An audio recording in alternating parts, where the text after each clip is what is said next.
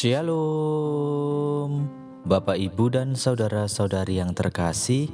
Jumpa lagi dalam Sikat Sabda Iman Katolik, Senin Pekan Biasa ke-7, 21 Februari 2022. Bacaan dari Injil Markus, bab 9 ayat 14 sampai 29. Marilah kita siapkan hati dan pikiran kita untuk mendengarkan sabda Tuhan. Semoga Tuhan beserta kita, sekarang dan selama-lamanya. Inilah Injil suci menurut Markus. Dimuliakanlah Tuhan. Pada suatu hari, Yesus bersama Petrus, Yakobus, dan Yohanes turun dari gunung, lalu kembali pada murid-murid lain. Mereka melihat orang banyak menggerumuni para murid itu, dan beberapa ahli Taurat sedang mempersoalkan sesuatu dengan mereka. Ketika melihat Yesus, orang banyak itu tercengang-cengang semua dan bergegas menyambut Dia. Yesus lalu bertanya kepada mereka, "Apa yang kamu persoalkan dengan mereka?" Kata seorang dari orang banyak itu, "Guru, anakku ini kubawa kepadamu karena ia kerasukan roh yang membisukan dia. Setiap kali roh itu menyerang, anakku dibantingnya ke tanah. Lalu mulutnya berbusa, giginya bekertakan, dan tubuhnya menjadi kejang. Aku sudah minta kepada murid-muridmu supaya mereka mengusir roh itu, tetapi mereka tidak dapat." Maka kata Yesus kepada mereka, "Hai kamu angkatan yang tidak percaya, berapa lama lagi aku harus tinggal di antara kamu? Berapa lama lagi aku harus sabar terhadap kamu? Bawalah anak itu kemari." Lalu mereka membawanya kepada Yesus. Dan ketika roh itu melihat Yesus, anak itu segera digoncang-goncangnya, dan anak itu terpelanting di tanah dan terguling-guling, sedang mulutnya berbusa. Kemudian Yesus bertanya kepada ayah anak itu, "Sudah berapa lama ia mengalami ini?" Jawabnya, "Sejak masa kecilnya. Seringkali roh itu menyeretnya ke dalam api ataupun ke dalam air untuk membinasakannya. Sebab itu, jika engkau dapat berbuat sesuatu, tolonglah kami dan kasihanilah kami." Jawab Yesus, "Katamu, jika engkau dapat. Tidak ada yang mustahil bagi orang yang percaya." Segera ayah anak itu berteriak, "Aku percaya. Tolonglah aku yang kurang percaya ini." Ketika melihat makin banyak orang yang datang berkerumun, Yesus menegur roh jahat itu dengan keras, katanya, "Hai kau roh yang menyebabkan orang menjadi bisu dan tuli, Aku memerintahkan engkau, keluarlah dari anak ini dan jangan memasukinya lagi." Lalu keluarlah roh itu sambil berteriak dan menggoncang-goncangkan anak itu dengan hebatnya. Anak itu kelihatannya seperti orang mati, sehingga banyak orang mengatakan, "Ia sudah mati." Tetapi Yesus memegang tangannya dan membangunkannya, lalu ia bangkit berdiri. Ketika Yesus sudah di rumah dan murid-muridnya sendirian dengan Dia, bertanyalah mereka, "Mengapa kami tidak dapat mengusir roh itu?" Jawab Yesus, "Jenis ini tidak dapat diusir kecuali dengan berdoa." Demikianlah sabda Tuhan.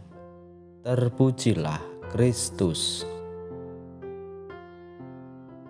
Bapak, Ibu, dan saudara-saudari yang terkasih, renungan hari ini akan dibawakan oleh Suster Inosensia CIC dari Malang.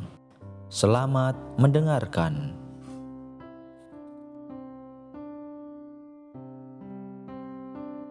Para pendengar sikat yang terkasih dalam Kristus, Penginjil Markus mengemukakan ketegasan Yesus dalam ajarannya tentang pentingnya beriman kepadanya.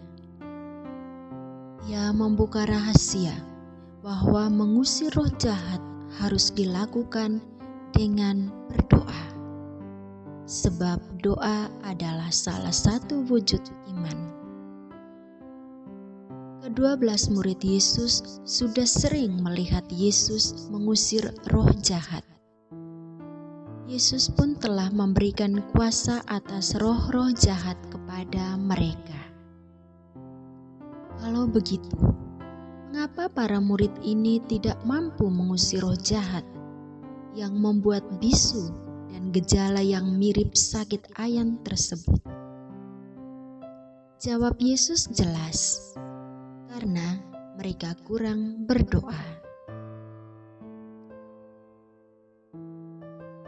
Doa adalah berkomunikasi dengan Allah. Doa adalah nafas orang beriman. Kualitas dan kuantitas doa menentukan seberapa dalam hubungan seseorang dengan Allah. Doa mendekatkan diri anak Tuhan pada Kristus, Sang Sumber Kuasa. Tanpa dekat dengan Tuhan, para murid hanya mengandalkan kekuatan diri sendiri. Pengalaman pernah melakukan hal serupa tanpa kekuatan dari Allah. Bahkan bukan tidak mungkin pelayanan seperti ini tereduksi, hanya menjadi sekadar debat mengenai penyebab kerasukan setan dan berbagai kendala lainnya. Itu rupanya yang terjadi antara para murid dan beberapa ahli Taurat, disaksikan orang banyak dan orang tua yang anaknya terganggu. Sabda Tuhan hari ini juga mengajarkan kita relasi antara iman seseorang dengan penyataan kuasa Kristus. Tuhan Yesus menuntut iman dari orang tua sang anak yang kerasukan setan tersebut. Iman bukan sesuatu yang bisa dipaksakan, tetapi sesuatu yang harus dipasrahkan kepada Tuhan.